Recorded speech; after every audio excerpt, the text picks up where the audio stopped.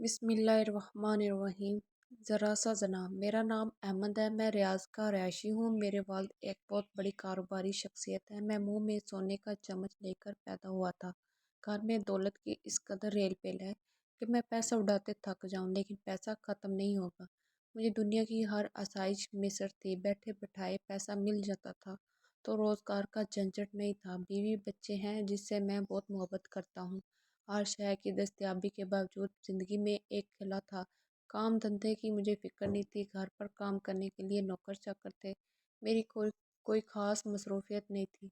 मैं बोर होता रहता था। बोरियत हद से बड़ी तो ज़हन को खाली पड़े अरसा दराज होने लगा तो शैतान को दे दिया। अब खाली मकान शैतान की दुकान बन गया। वो मुझे बोरियत ख़त्म करने के नत नए तरीके बताने लगा। मैं ज़िंदगी का हर तजर्बा कर चुका था।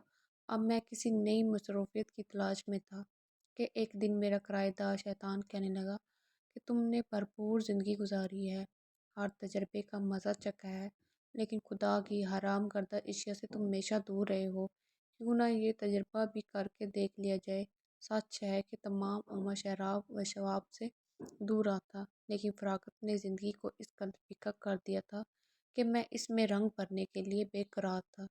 पहले तो मैं हिचकिचाया, मगर फिर मेरे किराएदार ने मशवरा दिया कि इन हराम गर्दा कामों का तजुर्बा करने के लिए गुनाह का मर्तकब होना ज़रूरी नहीं है। बस छोटी मोटी मस्ती में मान गया। लेकिन इस शहर और उस मुल्क की अक्सरियत हमारे ख़ानदान से वाकिफ़ है।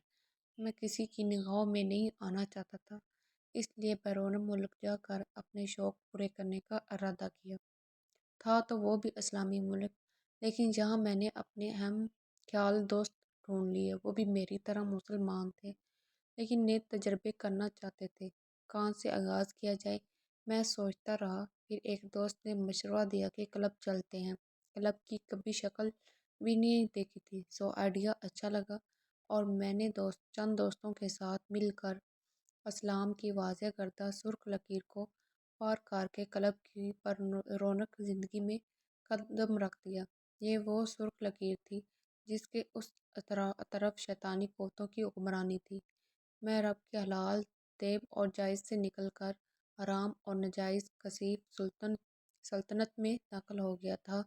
मेरा इरादा बस छोटे मोटे एडवेंचर करने का था। गुनाह कबीरा से दूर रहना है, ये मेरा पुख्ता इरादा था। मैं तो बस बोरियत ख़त्म करने के लिए कोई सरगर्मी ढूंढ रहा था। हम क्लब गए।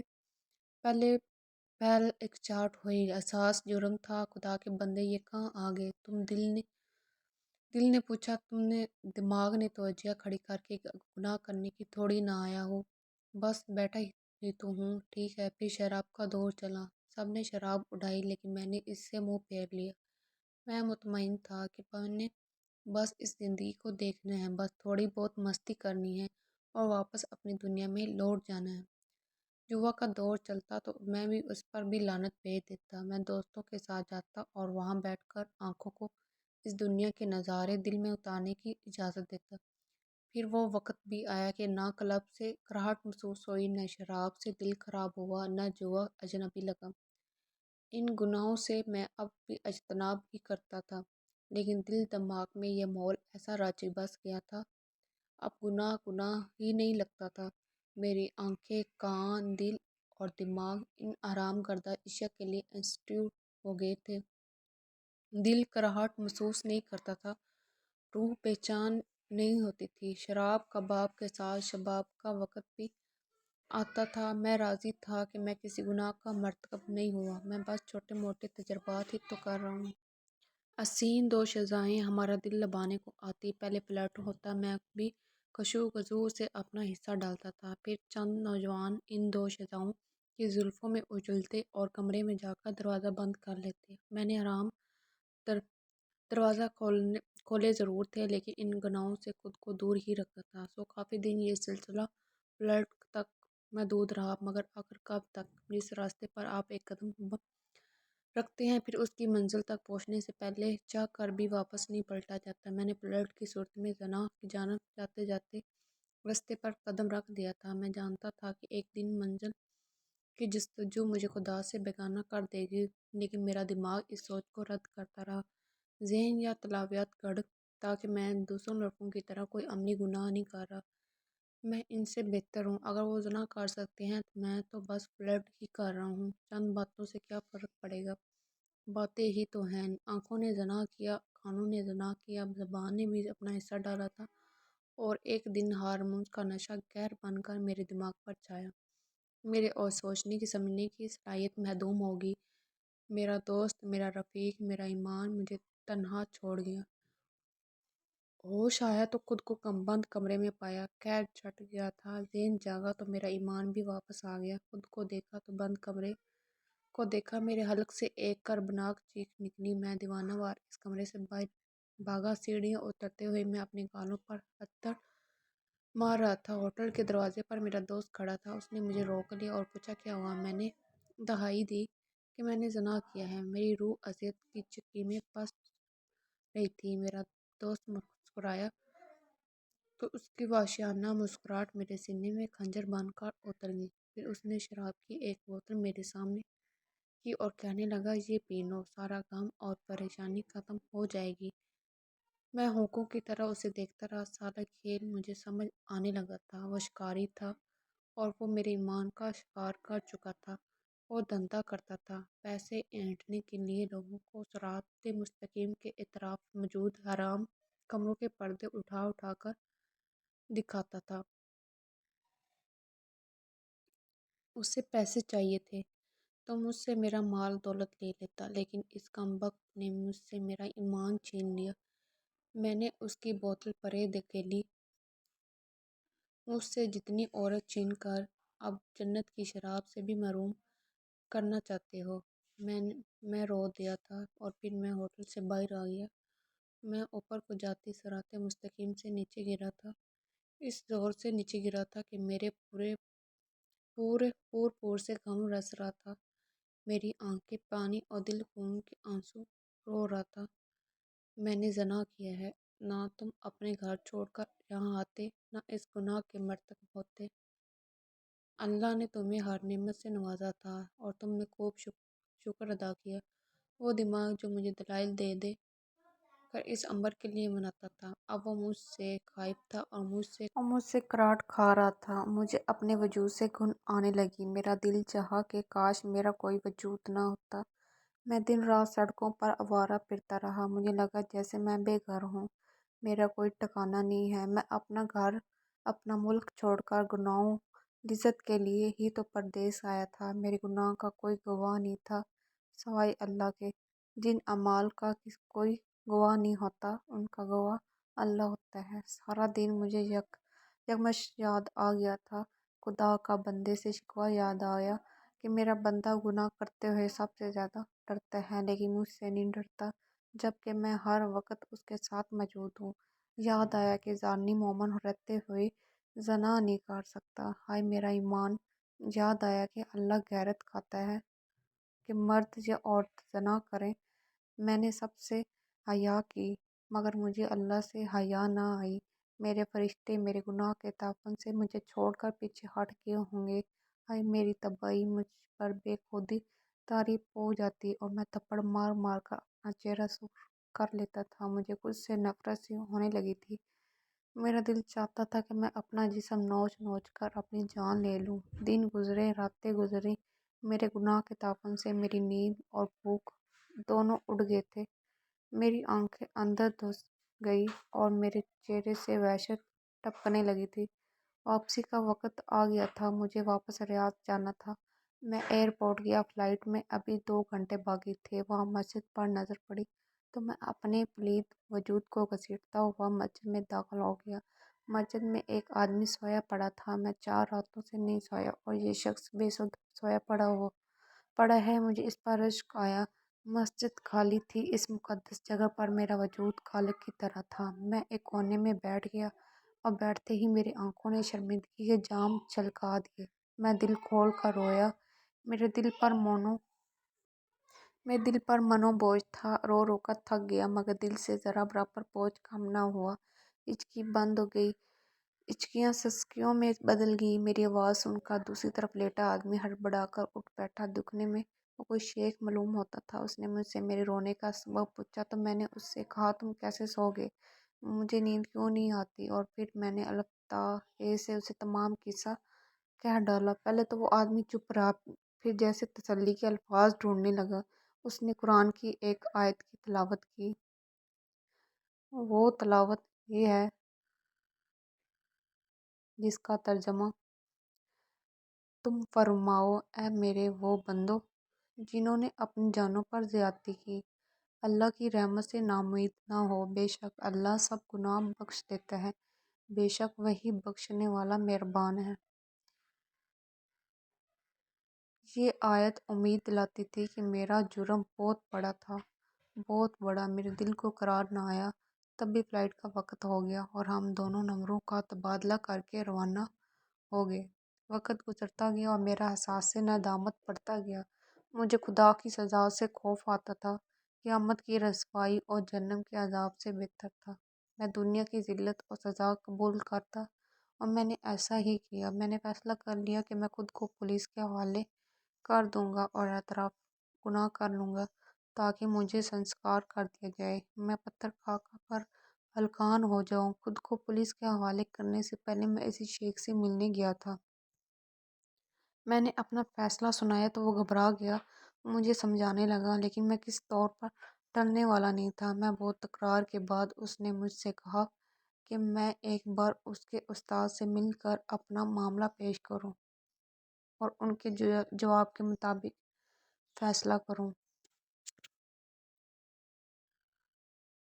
ہم اس شیخ سے ملنے گئے تو اس نے مجھے خود کو پولیس کے حوالے کرنے سے منع کر دیا اور مجھے جلال آ گیا۔ میں نے کہا، اے شیخ، یہ فیصلہ سناتے ہوئے اللہ سے ڈروں، کیونکہ قیامت کے دن میں اللہ سے کہوں گا کہ میں تو دنیا سے میں سزا لینا چاہتا تھا، لیکن اس شیخ نے مجھے روک دیا۔ شیخ کہنے لگا کہ میں نے تو اپنے علم کی بنیاد پر تمہیں راستہ دکھایا ہے۔ پھر میں اور پہلا شیخ واپس آ گئے۔ میرا احساس گناہ ختم ہی نہیں ہو رہا تھا۔ پھر میں نے حج کا ارادہ کیا اور اسی شیخ سے دوبارہ ملنے گیا اور اس سے اپنے ارادے کے بارے میں اطلاع دی۔ وہ کہنے لگا کہ میں بھی حج کے لیے جا رہا ہوں اور تم میرے ساتھ چلو، لیکن میں نے انکار کر دیا کہ میں اکیلا اس سفر پر جانا چاہتا تھا۔ حج کے دوران میری حالت مزید ابتر ہو گئی تھی۔ میں ہر دوسرے حجاج کو دیکھتا تو ان پر رشک آتا۔ وہ سب پاک تھے، میں ان میں ناپاک میرے گناہوں کی گٹھلی میں میرے کندھے پر جھکا دیے تھے۔ کبھی مجھے خیال آتا میرے گناہوں کی وجہ سے یہاں موجود کسی بھی حاجی کا حج قبول نہیں ہوگا، اور کبھی حسن زن کہتا ہو سکتا ہے کہ ان پاک صاف لوگوں کی وجہ سے میری بھی بخشش ہو جائے۔ اسی بے قراری کے ساتھ رمی کا وقت آیا۔ جمعرات کو کنکریاں مارتے ہوئے مجھے شیخ نظر آیا اور اس کی نگاہ بھی مجھ پر پڑ گئی اور مجھے ہاتھ ہلا کر آواز دینے لگا، اور میں نے اسے دیکھتے ہی سر پر دوڑ لگا دی۔ میں گندا پلید اور وہ پاک لوگ، میں ان کے ساتھ حج کروں گا، میری وجہ سے ان کا حج بھی قبول نہیں ہوگا، میں تنہا بہتر ہوں۔ حج کے بعد اس شیخ نے اس بابت استغفار کیا اور میں نے سچ کہہ دیا، آپ جیسے پاکی مجھے ناپاک کے ساتھ حج کرتے تو آپ کا حج بھی قبول نہ ہوتا۔ وقت میرا سوگ منانے کے لیے نہیں رکا۔ اس دوران میں 5 وقت کا نمازی بن گیا، خوب صدقہ خیرات کرتا، ہر دوسرے دن روزہ رکھتا۔ میرا زیادہ تر وقت مسجد میں گزرتا تھا۔ میں نے قرآن پاک حفظ کر لیا تھا اور اپنی بیوی بچوں کو بھی وقت دیتا۔ غرض میرا ہر فیصلہ رب کے حکم کے تابع ہونے لگا۔ ایک دن مدینہ سے کوئی عالم آیا۔ حلقہ کے دوران اس نے ربیعہ ابن قزیم کا ذکر کیا۔ ربیعہ ابن قزیم نہایت پارسا شخص تھے۔ کفار کوشش کرتے تھے کہ نوجوان مسلمانوں کا اثر رسوخ ختم ہوتا، کافروں کے بچے ان کے اثر لے کر اپنے آباء و اجداد کا دین چھوڑ دیں۔ ربیعہ کا بھی نوجوانوں میں اثر و رسوخ تھا، سو کفار نے ایک حسین عورت کی مدد لی اور اس سے کہا، اگر ربیعہ ابن قزیم تمہیں ایک بوسہ دے دے، اس کے بدلے ہم تمہیں 100 دینار دیں گے۔ عورت کہنے لگی، ایک بوسے کا 100 دینار! اتنے پیسے میں تو اس سے کہیں زیادہ رجا سکتی تھی۔ منصوبے کے مطابق عورت نے ربیعہ ابن قزیم کو مغرب کی نماز کے بعد جان لیا۔ وہ مسجد سے واپس آ رہے تھے۔ جب عورت نے اپنی خوبصورتی کو عیاں کیا تو ربیعہ بن قزیم نے اپنا چہرہ پھیر لیا اور چلائے اے عورت، اگر تم اس طرح قبر میں جاؤ تو کیسی لگو گی؟ اللہ نے تمہیں حسن دیا ہے تو قیامت کے دن اللہ کیا کہو گی؟ رب نے اس حسن کو حرام کاموں میں صرف کر دیا۔ یہ سننا تھا کہ عورت رونے لگی اور وہ بھاگ گئی۔ اس نے اللہ سے توبہ کی اور جلد ہی اپنی عبادت کی وجہ سے عابدۃ الکوفہ یعنی کوفہ کی عبادت گزار میں عورت کے نام سے پہچانی جانے لگی۔ یہ سننا تھا کہ میں اپنا سر پیٹتے ہوا کھڑا ہوا اور باہر کو دوڑ لگائی۔ ربیعہ ابن قاسم نے اس عورت کی زنا کی پیشکش کو مسترد کر دیا اور واپس لوٹا دیا، اور میں زنا کے لیے کچھ چل کر عورت کے پاس گیا تھا۔ اب میں نے شیخ سے ملنا چھوڑ دیا۔ بعد میں پتہ چلا کہ شیخ میرے لیے بے حد پریشان تھا اور اس نے کسی بڑے عالم سے میرا مسئلہ بیان کیا، اور اس عالم نے کہا قرآن کی ایک آیت ہے، تم جاؤ اور اسے یہ آیت سنا دو۔ میں عصر کی نماز کے بعد مسجد کے ممبر سے ٹیک لگائے کھڑا تھا کہ شیخ مسجد میں داخل ہوا اور اس نے دروازے پر ہی میرا نام پکارنا شروع کر دیا۔ اس کے چہرے سے مسرت پھوٹ رہی تھی۔ وہ میرے پاس آیا اور اپنی خوش حلان آواز میں سورۃ فرقان کی آیت تلاوت شروع کی۔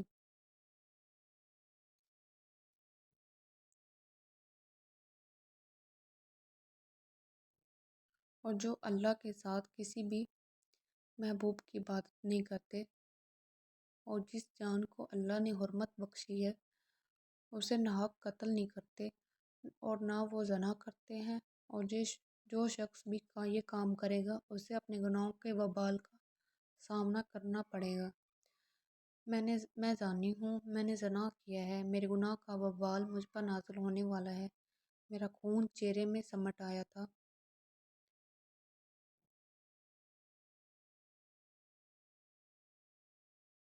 قیامت کے دن اس کا عذاب بڑھا بڑھا کر دگنا کر دیا جائے گا اور وہ ذلیل ہو کر اس عذاب میں ہمیشہ ہمیشہ رہے گا۔ ہائے وہ ذلت، ہائے وہ تباہی! خوف سے میرا جسم لرزنے لگا تھا۔ وہ میری حالت سے بے خبر پڑتا گیا۔ ہاں، مگر جو کوئی توبہ کر لے، میں توبہ قبول کرتا ہوں اور ایمان لے آئے اور نیک عمل کرے، میں ایمان لاتا ہوں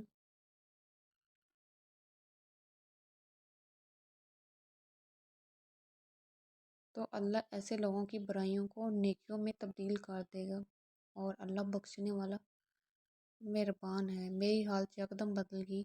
میں نے یہ آیت بار بار پڑھی تھی، لیکن آج لگ رہا تھا کہ پہلی بار سن رہا ہوں۔ میں سجدے میں گر گیا، میری آنکھیں چھلک گئی، میں کھل کر رویا۔ میرا روئیں تشکر کے جذبات سے لبریز تھا۔ میں نے شیخ کو گلے سے لگایا، اس کے ماتھے پر بوسہ دیا۔ شکریہ یا شیخ، شکریہ۔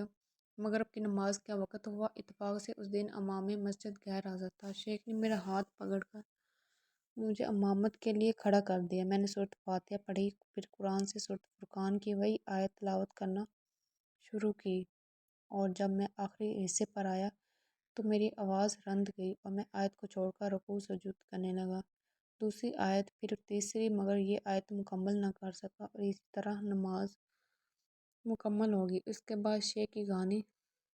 بعد کی کہانی شیخ صاحب سناتے ہیں کہ رمضان میں مجھے احمد کے ابو کا فون آیا۔ میں نے ان کے گھر گیا تو پتہ چلا احمد کا انتقال ہو گیا۔ وجہ پوچھنے پر پتہ چلا کہ وہ افطار پر گھر نہیں آیا تھا۔ کہنے لگا آج چند منٹ مزید مسجد میں رکنے کا جی چاہ رہا تھا۔ افطار کے بعد کافی دیر تک جب وہ واپس نہیں آیا تو اس کا بھائی اسے بلانے مسجد گیا اور روتا ہوا واپس آیا کہ احمد بات کا جواب نہیں دے رہا۔ احمد کے ابو مسجد گئے تو ہمیشہ کی طرح احمد منبر کی سیڑھیوں سے ٹیک لگائے بیٹھا تھا۔ اس نے بامشکل کہا شیخ کو میرا سلام دینا، اور یکدم اس کی آواز بدل گئی۔ آواز بند ہوئی تو اس کے منہ سے موتیوں کی طرح شفاف آواز نکلے، اور جو اللہ کے ساتھ کسی بھی دوسرے معبود کی عبادت نہیں کرتے اور جس جان کو اللہ نے حرمت بخشی ہے اسے ناحق قتل نہیں کرتے اور نہ وہ زنا کرتے ہیں، اور جو شخص بھی یہ کام کرے گا اسے اپنے گناہ کے وبال کا سامنا کرنا پڑے گا۔ قیامت کے دن اس کا عذاب بڑھا بڑھا کر دگنا کر دیا جائے گا، اور وہ ذلیل ہو کر اس عذاب میں ہمیشہ رہے گا۔ ہاں، مگر جو کوئی توبہ کر لے، ایمان لے آئے اور نیک عمل کرے، اللہ ایسے لوگوں کی برائیوں کو نیکیوں میں تبدیل کر دے گا۔ اللہ بہت بخشنے والا مہربان ہے۔ آیت مکمل ہوتے ہی روح نے جسم کا ساتھ چھوڑ دیا اور وہ اپنے رب سے ملاقات کے لیے روانہ ہو گیا۔ اب یہ حقیقی کہانی ہے جسے میں نے احساسات کی چادر اڑا کر اپنے الفاظ میں تحریر کیا ہے۔